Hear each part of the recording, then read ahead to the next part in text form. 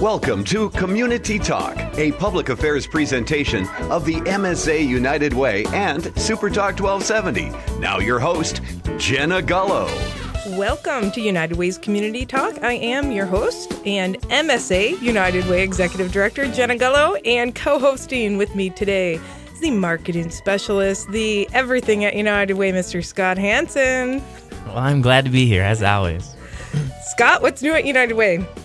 Everything. Well, it's campaign season, so it's a busy time at United Way. We're getting out there with presentations, getting the word out to the community about all the great programs that we're supporting throughout the community.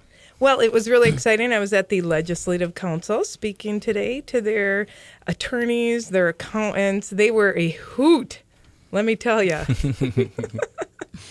The gal that organized it for me said, really drive on stats. Whatever stats you have and any numbers, really focus on those. And so we joked about, do the attorneys, do they not have hearts to warm, or what's the situation? But no, they were great. They had one of the best government divisions this last year for our campaign, one of the best increases. We are so appreciative. And we are also really appreciative that people are giving to our MSA United Way Endowment Fund. They get a 40% tax credit when they donate to that fund. So if you are in the upper tax bracket, you're looking for a way to make the biggest bang with your buck and have the greatest impact. That's not just for today, but for every day into our community, into our future. Please look us up. Give us a call. Our number is 701-255-3601. Go online to msaunitedway.org. We have a lot of information there, and we really, really appreciate it because a gift of $5,000 oftentimes has an out-of-pocket cost of just over $2,000. So it's a really great way to give what you might normally be giving back to your community, but to be able to give more and have the out-of-pocket cost be about the same. So today, we have a really good program lined up here. We have a few different guests that are going to be talking with us about bullying. I didn't even realize this, but a national report says 1 in 4 North Dakota high school students report being bullied electronically or physically. And then this last year's Youth Risk Behavior Survey reported that 49.5% of middle school students in Bismarck and Mandan public schools report being bullied on school property. Scott, I had no idea that the statistics were so alarming. You would think in a place like North Dakota, we would have something like this covered, but apparently these rates are higher than the national average. Yeah, it's definitely one of those issues that we're not free from here in North Dakota. So this morning we will be speaking with Wachter Middle School counselor and University of Mary graduate instructor, Ms. Dottie Dixon. We also will have Valerie Fisher on our show later, about 11:30 or so. She is from the North Dakota Department of Public Instruction. She is the director of Safe and Healthy Schools. But on the phone with us right now, a very, very well-spoken, interesting, and passionate guest, Meg Luther Lindholm from Stand Up North Dakota. Meg, can you hear me? Yes. Hi, Amber and Scott. It's really wonderful to be on your show and to be talking about this issue, which, as you absolutely rightly pointed out, is a very big one in North Dakota. So, Meg, tell us, you're the creator of Stand Up North Dakota. What is Stand Up North Dakota? So Stand Up North Dakota is a multimedia project that looks at the problem, yes, but more importantly, what educators, parents, and even kids themselves are doing to stand up to bullying and to really address it in all kinds of different ways. So we're really trying to look out there both in North Dakota and around the country for approaches and ways of addressing bullying. And then we post what we find to our social media. We have a Facebook page. It's very actively produced. We post to it 3 times a day. We'd really encourage your audience to go to Facebook, search Stand Up ND, and like the page for lots of really good information, for inspirational messages, but also really good articles about what parents can do to protect their kids online, and what educators are doing to try to make a difference. And we have a Twitter account. We have a website, standupnd.net. We're really trying to connect people around the state to thinking about this issue, but more importantly, really looking at what's out there and what's making a difference and what's helping kids. Certainly, and I've been on that website and on your Facebook and Twitter, and I have to say, yes, you do have some great content on there, and there's some really exciting things that are happening across the state of North Dakota that you've been able to share through Stand Up North Dakota. Could you tell us a little bit about how Stand Up North Dakota got started, where the inspiration came from, Meg? Well, the inspiration really came from the North Dakota State Legislature. Back in 2011, the legislature passed a law saying that every school district in the state had to have a plan to both address bullying when it happens and also to prevent it. And that really got us at Prairie Public thinking about, okay, what can we do to sort of ride this wave of greater awareness, greater attention, hopefully more resources being put into addressing bullying. And so we came up with a proposal. We shopped it around to funders, and we got funding to do the media that I mentioned, plus radio stories that will start airing on Prairie Public in October. Stories on everything from how to help your kids manage their anger. Anger management is a big issue, both for teachers, counselors, parents. How do you help your kids when they're having a tantrum? And you certainly don't want anger to spill out and into bullying behavior towards other kids. So that would be one issue that we look at. And then I traveled around the state and met with people like Dr. Dottie Dixon.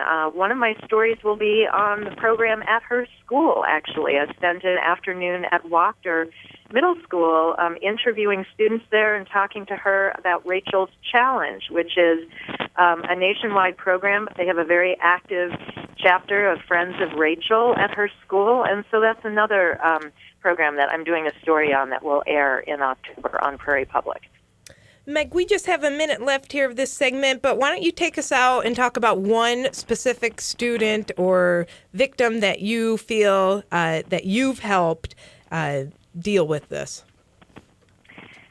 Oh, that's a hard question. I rather than one, I can't really single out one, but what I will say is we have traveled the state this summer, meeting kids at fairs and festivals and talking to a lot of them and their parents about their experiences and kind of what helped them, what was sort of cathartic. I remember meeting one girl who said she had been bullied so badly and now is looking to start support groups for kids who've been bullied. There is a group of kids at Moorhead High School. They've turned themselves into a group called the Bully Stompers, and they're a great inspiration, and I'll be doing a program on them as well. Well, I can't wait to learn more by logging on to standupnorthdakota.net. Thank you, Meg Luther Lindholm, and all that you're doing across the state. Stay tuned, everyone. We will be back with Dottie Dixon right here on United Way's Community Talk on Super Talk 1270. Currently, it's 66. Get the traffic and weather information you need anytime on Super Talk 1270 and online at supertalk1270.com. Welcome back to United Way's Community Talk on Super Talk 1270. Join our conversation. You can post your question on Facebook. We are at facebook.com/MSAUway, or go on Twitter at MSA United Way. Scott Hansen, you are the marketing specialist at United Way. You organize all of these shows, which Town Square Media graciously donates to us every other week from 11 to 12 every Tuesday. Tune in. Thank you for organizing this show. And gosh, some surprising stats on bullying in the Bismarck-Mandan area and throughout North Dakota. Certainly, yeah. It's certainly been an educational experience, doing the research and on some of these issues. Yeah, a national report says 1 in 4 high school students in North Dakota report being bullied electronically or physically. And the numbers are even higher for middle school students. On last year's Youth Risk Behavior Survey, 49.5% of middle school students in the Bismarck-Mandan area public schools have been bullied on school property. It's an issue that creates school environments where, gosh, students must have difficulty focusing and achieving and, even wanting to go to school. Here to talk with us today is Dr. Dottie Dixon. Dottie, I know you because you've been so helpful to us at United Way in the past. You've been on our community impact committees. You've helped to review applications and really help us to identify what are those true needs at the school level. So thank you. Thank you, Dr. Dixon, for helping us throughout the years, because you go far beyond your job as a school counselor at Wachter Middle School here in Bismarck. So thank you for everything you do for the kids. So let's start by talking about what is your definition of bullying?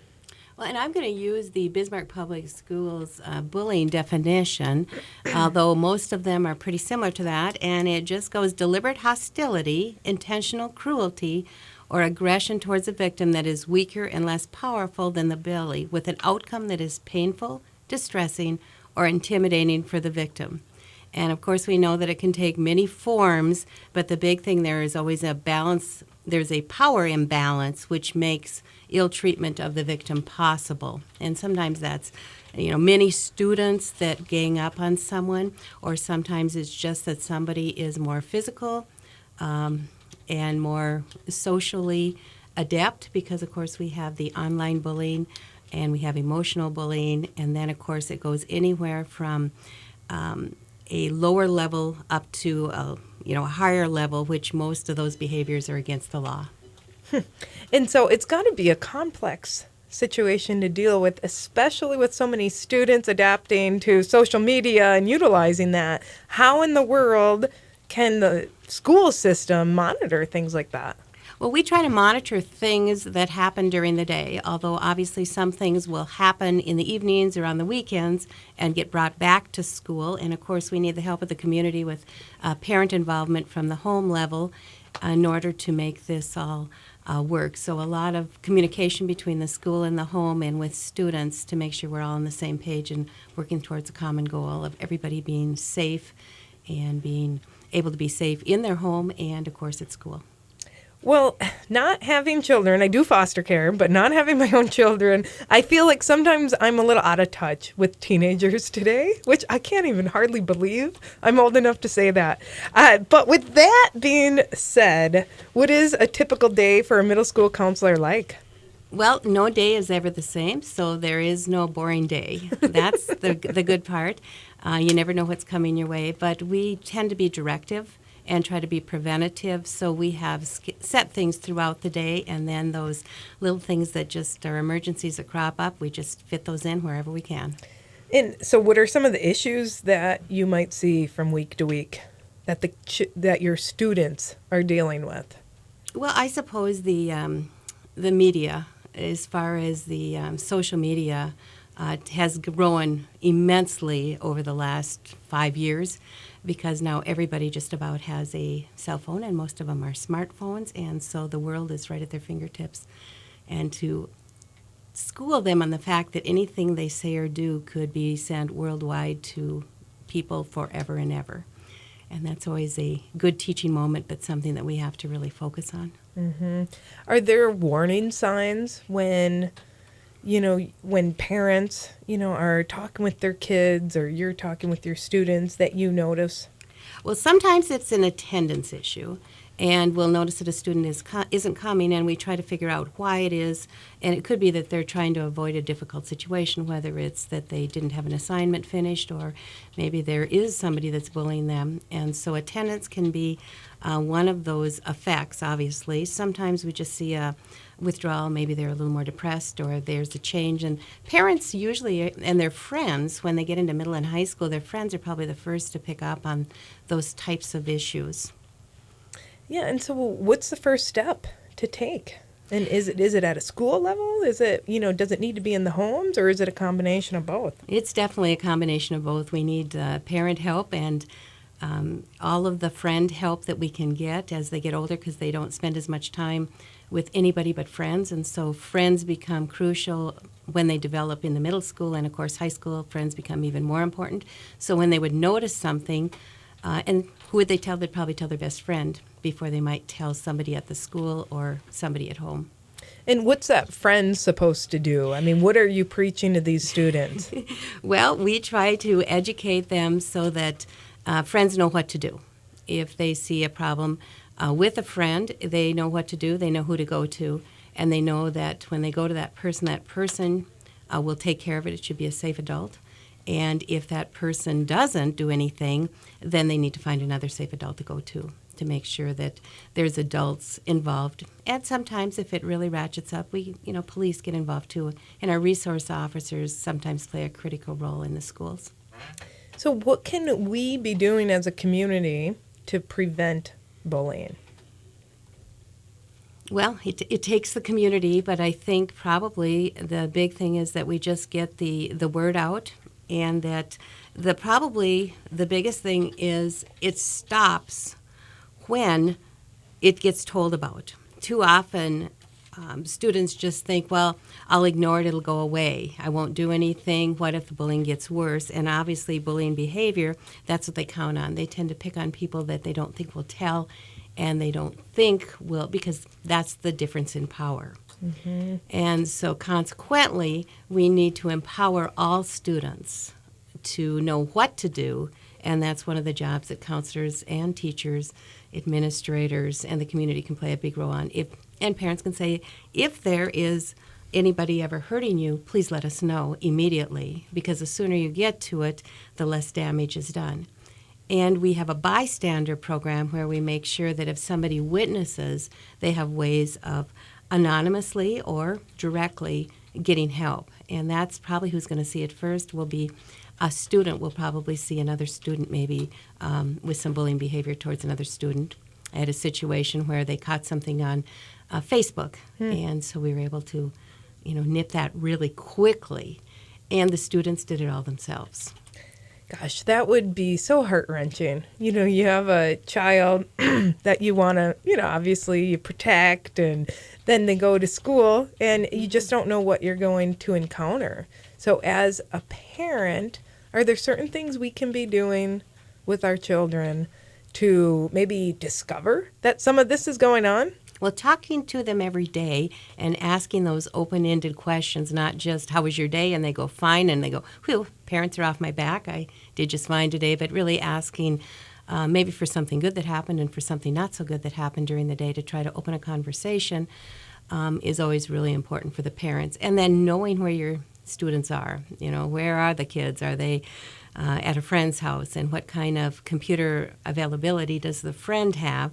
And what do the parents allow at that household is always important to know, because the world is bigger than just your living room. Keeping computers out of the bedrooms, keeping them in a central location is always a good thing when you're talking about online bullying, so that you know and watch those footsteps of where your children have been. Absolutely, and that's becoming more and more difficult these days when you have televisions that have internet right on them. I was in an 8-year-old's bedroom a couple of weekends ago, and she was showing me how she can access YouTube on her TV, 8 years old. And so I think it's very challenging for parents who are so busy, particularly, if they're trying to work or they're a single parent or they have lots of children, to monitor all of that. I liked your suggestion of those open-ended questions. So now, Dottie, you are also a professor. You teach at the University of Mary, and you teach graduate courses in counseling. Right. So which courses do you teach, and how long have you been doing that? Well, I've taught a real variety. I've done it for about the last 5 years. And, of course, teaching the counselors that are coming out, both in the community and at the school level, is fabulous, because then they have the knowledge to go out and be fabulous counselors themselves. And so I find that very rewarding to be a part of that. If you had to pick one piece of information to pass along to these future educators, gosh, I know that's a tough question, but what is it that you instill in them?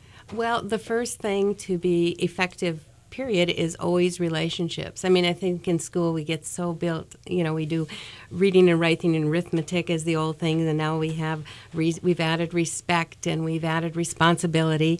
But when it comes right down to it, it's the relationship piece that's going to be the key piece.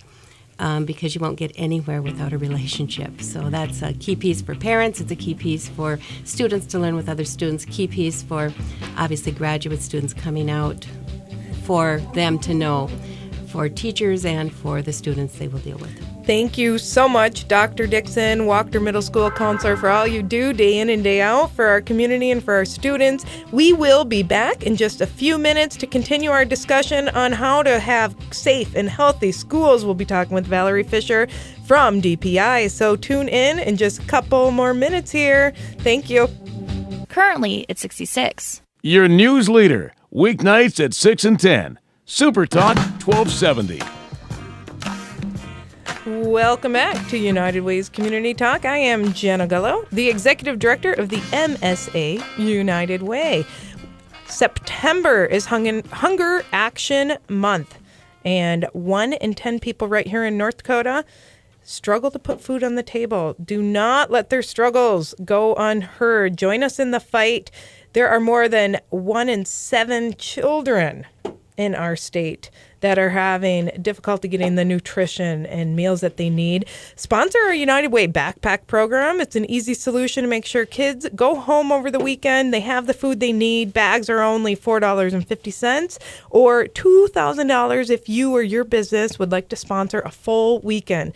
You may not know we have 122 students this year in Bismarck Public Schools who are homeless. So right now, we have 320 at-risk students that we are providing backpacks to so they don't go hungry over the weekend. Log on to msaunitedway.org. Join us on Facebook.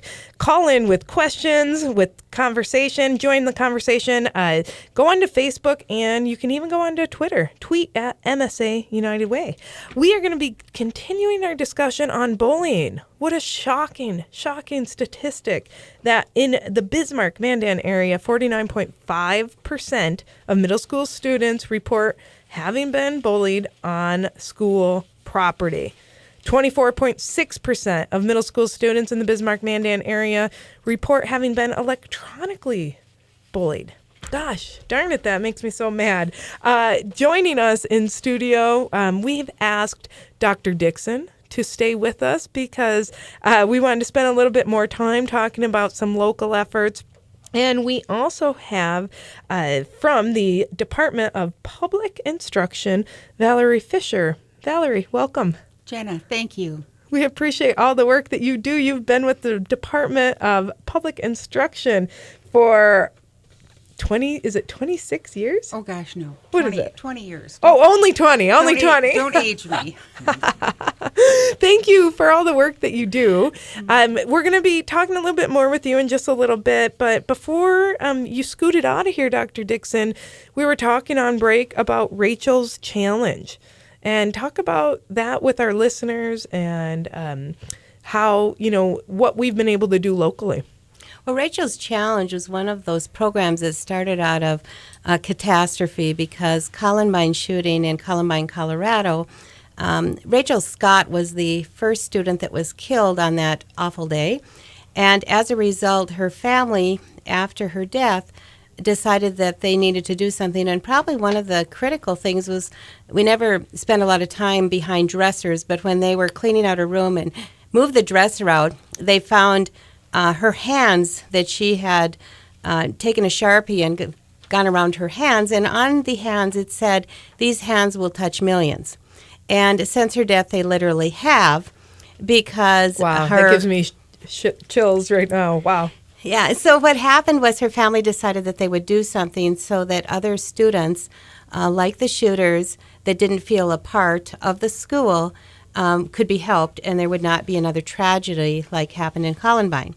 And so as a result of that, in fact, Rachel's uncle was in Bismarck just this summer at a conference, and so I heard him speak again. But this has been a program that we have embraced in some schools, in the Bismarck Public Schools. And basically, it is students that pick up where Rachel left off. Things that she looked for was always look for the best in others, not to be prejudiced, give everybody at least 3 chances, set goals, have dreams, make them a reality, be kind and compassionate and show that daily by your actions, be a positive influence, choose your friends wisely, never give up, don't ever be labeled as average was one of the things that they found in Rachel's journal. And there were 3 kinds of students that Rachel particularly targeted in her efforts of being kind and compassionate and empathetic, and they were disabled new students and those that were picked on by others. And so that's what Friends of Rachel in the schools does, is they look for those 3 kinds of students and make sure that they are being caring and kind and considerate to those maybe less fortunate or those that need a friend in our school. Wow. How can teachers translate that philosophy in their every, day in, day out with their students? Well, teachers do that every day, and it's, some of the things at middle school, of course, their home base is a place where those types of efforts are handled. And so home base for middle school is one of those places. Programs like this, because students know who's being picked on well before teachers and well before administrators or counselors or parents. And so having those students that are really good ears and eyes to the school will let you know. There was an incident last year where they said there's a student being picked on, and a whole group of the Rachel's Challenge students came in to see me, and as a result, we were able to make some inroads with administration and with teachers and everybody working towards that goal of making sure that that student was no longer picked on. Oh, beautiful. And so when you say a group of Rachel's Challenge students, is this a group that students can belong to? Right, and they meet every Tuesday because Tuesday was that fateful, awful day in Columbine. So we use Tuesday noon, and they give up their half-an-hour lunch break to do good things for the community and to talk about issues within the school, and they are the eyes and the ears so that we can get to issues before they get to be huge issues. And this is at Wachter Middle School? It is. Yeah, that's fantastic. Thank you for sharing that with us. And you also talked, Dottie, about a nurtured heart approach. Tell us about that. Well, nurtured heart is an approach that can be used by schools. Howard Glauser is the person that founded that particular, but what it does is it builds on strengths, that every student has strengths, and we just need to find the strengths in every student to bring forward. It is totally positive with no negativity, so it works well when you're dealing with these types of situations. And if students or parents want to report that someone is bullying, what are their options? They can go directly to obviously a teacher, administrator, counselor, or if they want to be more anonymous, the students have a text-a-tip that they have in their phones. They're allowed to put that there in their phone. And also the bullying report form, if you go to the Bismarck Public Schools website and go down on the sidebar to the very bottom one, there is a report form that you can enter either anonymously or you can turn it in. And so that is another way to report. Either way, just so we want to know of those things so that we can take care of them. Absolutely. And joining the conversation is Valerie Fisher. Valerie, you are the Director of Safe and Healthy Schools through North Dakota DPI. Yes. Thank you for being here. Tell us a little bit about DPI's Safe and Healthy Schools program. The Safe and Healthy Schools unit is responsible basically for safe and healthy schools and safe and healthy students.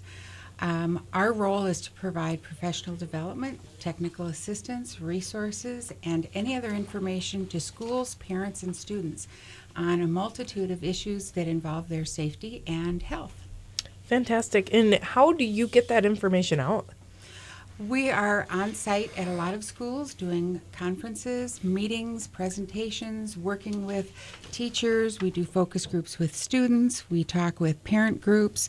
We want to do anything and everything so that we feel we have our pulse on what it's like to be a kid now. It's very different. Yeah, it is, isn't it? Than it used to be. What are you learning? Wow. Things you never wanted to imagine, I bet. Yeah, it's kids are amazing. They are strong, they are independent, and they are very resilient. But there are also students who are vulnerable and who are targets of bullying. And bullying is terrible. It is the gateway activity to truancy, to risk behaviors such as drug and alcohol use, dropping out of school. It is just that one activity that can make or break any student. And so it is much more critical than it used to be. Everybody remembers their class bully growing up. You probably do, Scott. You probably remember yours. But it's different these days. The technology, as Dr. Dixon alluded to earlier, makes it very instant. When you can Facebook something and instantly it goes to 1,000 people rather than just telling somebody in the hallway. And so bullying is very different, and it is a big problem. And it's one that we are constantly working on to try to bring the attention to all people, whether you have children or not, and to really look at the impact that it has, and also what little things can be done to make a difference and to change it so that bullying is not a prevalent behavior. Well, we absolutely want to learn more from you in the next segment about things that we can be doing, whether it's in the schools or at home with our children or as community members, to really build up our youth, build up their assets, and hopefully create an environment where bullying doesn't exist. I want to get your feedback on the next segment, or in the next segment, on the national study and the local study that has been done, your reaction to the high numbers, and we'll be coming back in just a few minutes here to talk about what we can be doing as a community to protect our youth and to build them up. This is United Way's Community Talk on Super Talk 1270. Join us on Facebook at facebook.com/MSAUway. We'll be back in just a couple minutes to talk more with Valerie. Currently, it's 68. Get the app called Radio Pup for your iPhone and take us everywhere you go. Bismarck and Mandan's own Super Talk 1270. Welcome back to United Way's Community Talk. I am Jenna Gullo, your co-host today, the Executive Director of the MSA United Way, and joining me is my co-host, Mr. Hanson. I thought I just got a promotion there for a second. Without co-host. With the introduction there. You did. Scott, we've been busy at our office getting ready for the campaign. What's been going on? A lot of presentations. I know you've been out running around talking about United Way at all sorts of different businesses. And we're looking for more businesses to speak at. So if somebody's interested in learning about United Way, how they can get involved, give our office a call at 255-3601. Yeah, what people really enjoy hearing about is the value add of our United Way, how you can get a bigger return on your investment and how you can actually see the return on investment of your donor dollars, because we measure outcomes, we really vet the agencies, and we bring people together to solve some of the community issues. So whether you want to sponsor a backpack over the weekend, or you want to adopt a classroom, because we have 29% of students in Bismarck-Mandan that don't feel they have a positive adult role model, whether you want to assist in, becoming a foster grandparent. We have various volunteer opportunities, and we have a website, Scott, that you've listed a lot of these opportunities, right? Yeah, volunteerbisman.com. It is the local hub in Bismarck-Mandan for any volunteer opportunities. If you're interested in getting involved, there are a number of opportunities on there. You can shop around and find the one that's the right fit for you. So we are here for our community, and we certainly want to have a safe and healthy environment at our schools for our kids to go to, for them to thrive. And joining us is Valerie Fisher, North Dakota Department Public Instruction Director of Safe and Healthy Schools. That's quite a title. It is. Thanks, Valerie. You just have so much insight into this topic of bullying that we've been talking about today.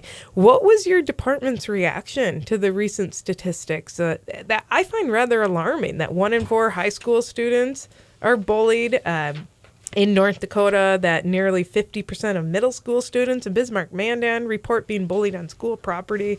What's the reaction from your department, and what can we be doing as a community? The department is very concerned about bullying because, as I said earlier, bullying is really seen as a gateway activity.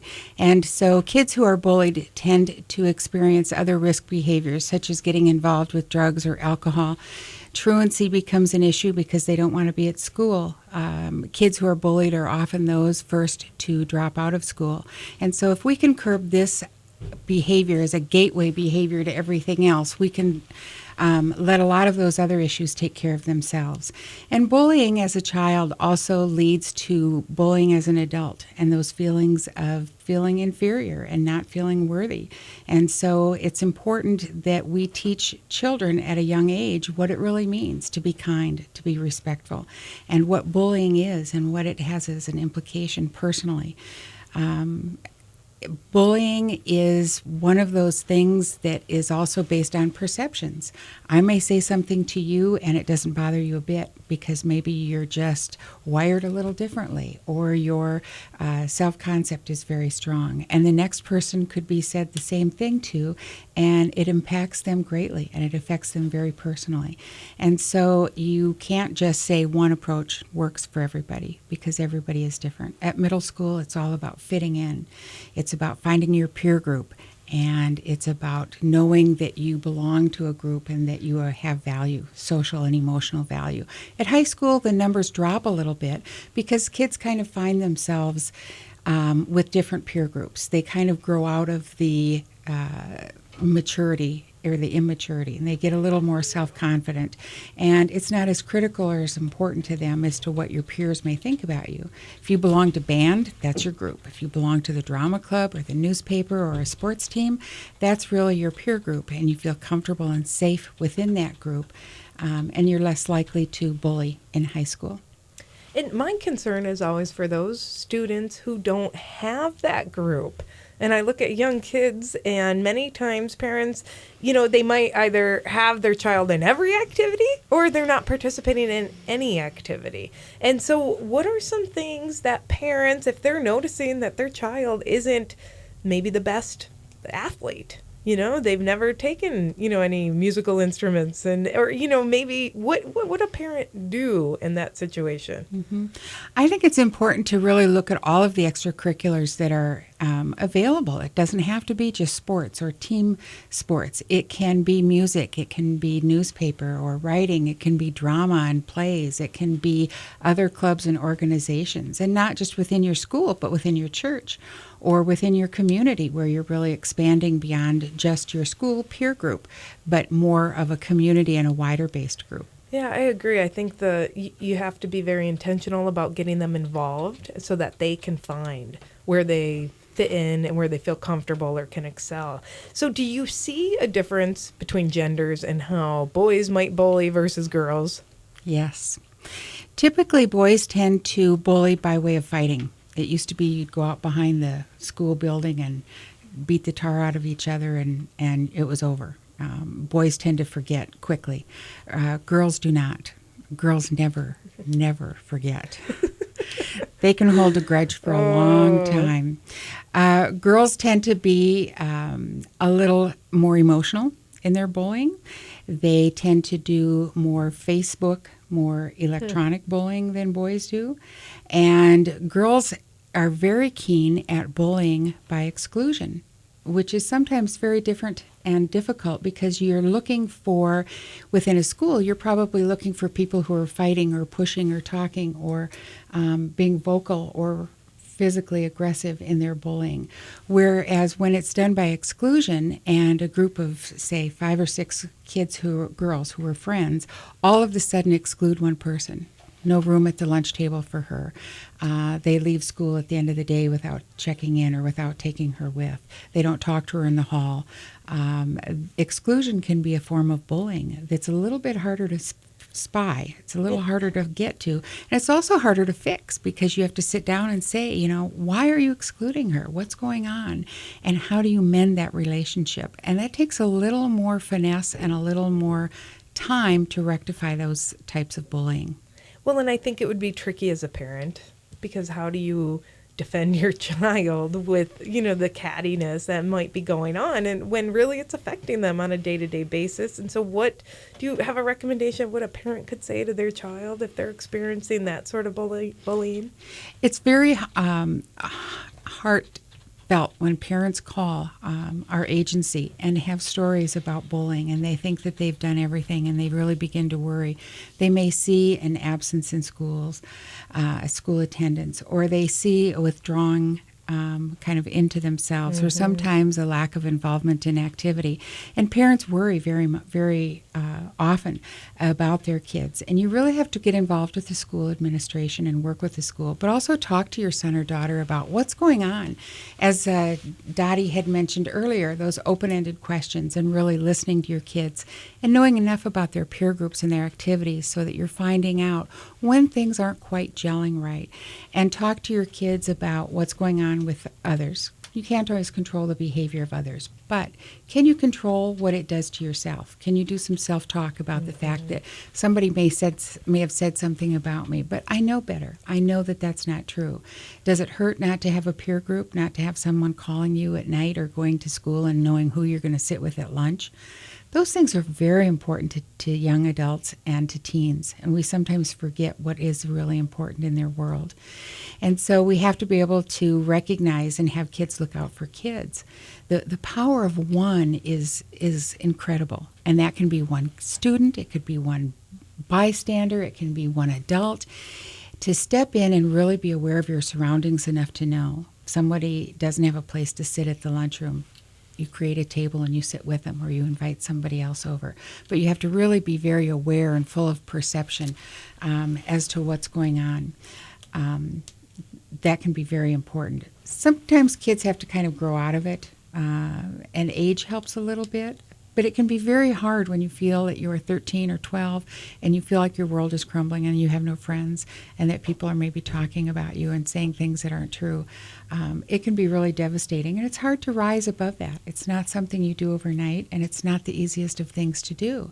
But by communicating with your parents and staying in touch with the school and your peer group, you can really work very hard to make a change and to correct those behaviors. Thank you so much, Valerie Fisher, DPI's Director of Safe and Healthy Schools. Thank you for all you're doing for our students. We had some fantastic guests on today. Thank you to Dr. Dixon. Also, we had Stand Up North Dakota on air, so everyone go and get some good content, some good information that you can share with your own children, and you can also help in the community. Fighting bullying in North Dakota. Thank you for everyone who is helping to empower our students, and let's get these rates down. Let's get more kids empowered to do something about it. This is United Way's Community Talk. We thank Town Square Media, Super Talk 1270 for helping us to bring light to a lot of these issues many of us might not know about otherwise. We will be back in 2 weeks. We hope that you will join us, and also join us on Facebook, join us on Twitter, and thank you for helping us with this year's campaign. Call us if you need anything, 701-255-3601. We will see you in 2 weeks at United Way's Community Talk and Super Talk 1270.